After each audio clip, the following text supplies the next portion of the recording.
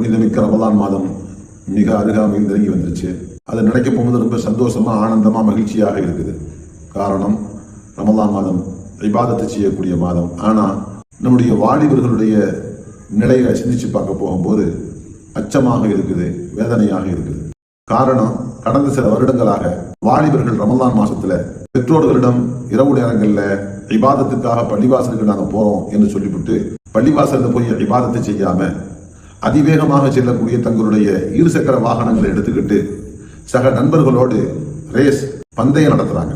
சில போது இந்த பந்தயம் ஊருக்குள்ள என்பதை தாண்டி 20-30 மைல் தொலைவில் இருக்கக்கூடிய பக்கத்து ஊர்கள் வரைக்கும் போறாங்க. இன்னும் குறிப்பாக சொன்னா, சமீப காலமா ஒரு சில வருடங்களாக முக்கியமான இஸ்லாமிய ஊர்கள்ல சகர உணவு ஏற்பாடு செஞ்சு நல்ல அறுசுவை உணவு தயாரித்து யார் வேணுமென்றாலும் சாப்பிடலாம் என்று கட்டுப்பாடு இல்லாமல் அனுமதிக்கிறாங்க. இதனால 40 மைலுக்கு அப்பால் உள்ள ஊருக்கு வாலிபர்கள் தங்கள் நண்பர்களோடு இருசக்கர வாகனத்துல அதிவேகமாக போகின்ற ஒரு சூழ்நிலை உருவாகி இருக்கு. அப்படி போகும்போது விபத்துக்கள் நிகழ்ந்து அந்த இடத்திலேயே உயிர்கள் பறிகொள்ளப்பட்டிருக்கு. குறிப்பா ராமநாதபுரம் மாவட்டம், தஞ்சை மாவட்டம், புதுக்கோட்டை மாவட்டம் போன்ற இடங்கள்ல இது போன்ற நிகழ்வுகள் கடந்த வருடங்கள் நடந்திருக்கு. அந்த குழந்தைகள், அந்த பிள்ளைகளை பறிகொடுத்த 18 வயது வாலிபன், 20 வயது வாலிபனை பறிகொடுத்த அந்த தாயின் தந்தையின் கதறக்கூடிய கதறலை பார்த்தா நம்மளால தாங்கவே முடியாது.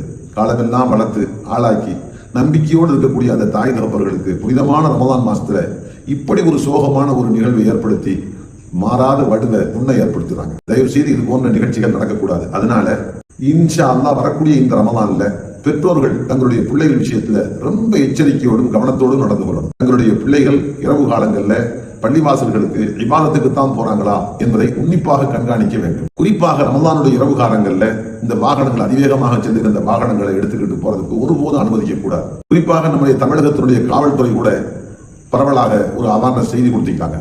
ஒவ்வொரு பெற்றோரும், ஒவ்வொரு மஹல்லாவை சார்ந்த பொறுப்பாளர்களும் இந்த ரமலான்ல தங்களுடைய மஹல்லாவில் இருக்கக்கூடிய இந்த வாலிபர்கள் இது போன்ற காரியங்களில் ஈடுபடாமல் இருப்பதற்காக ஆலிம் உலமாக்களை கொண்டு முன்னெச்சரிக்கை நடவடிக்கையாக மார்க்க விளக்கங்களை சொல்லி இது போன்ற சம்பவங்கள், அசம்பாவிதங்கள் நடக்காமல் தடுப்பதற்கு ஏற்பாடு செய்ய வேண்டும் என்று கேட்டுக்கொண்டிருக்கிறாங்க.